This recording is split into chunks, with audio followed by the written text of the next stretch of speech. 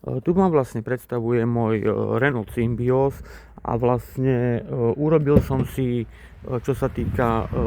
takýto tuning auta z dôvodu za prvé spotreby a za druhé, lebo mám kurierskú firmu, takže vlastne auto potrebujem prakticky povedané čo najľahšie, tým pádom dosiahnete čo najlepšiu spotrebu a plus, lebo však vlastne keď vyhodíte sedačky, tak hneď vlastne ušetríte, aj to čo som všetko vyhodil, tak ušetríte okolo 100 kg. A ja keď prevážam, tak dajme tomu jeden balík alebo napodobne, takže vlastne na to auto mi to urobí obrovský rozdiel v spotrebe, v dojazde a v týchto záležitostiach, takže vlastne takto to mám spravené z tohoto dôvodu. Ale ja si myslím osobne, že to na aute nič nemení, nekazí, lebo ja to vlastne potrebujem vo vlastnej firme kurierskej, takže preto vlastne to mám tak spravené, ako som vám to ukázal, hej. Ako samozrejme dal som si aj opierky preč, síce sú to gramy, ale tam ide najhlavnejšie o to,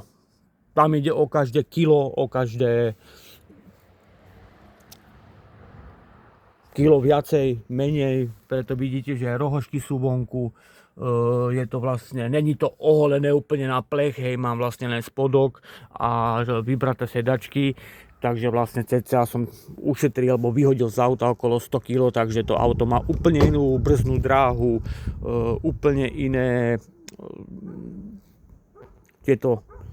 schopnosti, čo sa týka na ceste ubrzdiť, keby náhodou niečo, úplne inak rekuperuje. Takže ja si myslím osobne, že toto keby niekto spravil, kto má firmu, tak s týmto autom dosiahne veľmi veľké aj kilometre, ale aj efektivitu spotreby. Čo sa týka ďalších videí, to budem robiť postupom času, vlastne budem skúšať s tým autom chodiť do veľkého alebo väčšieho terénu a tak ďalej, lebo mám zistené, že to auto naozaj toho veľa dokáže, takže uvidíme sa v ďalšom videu.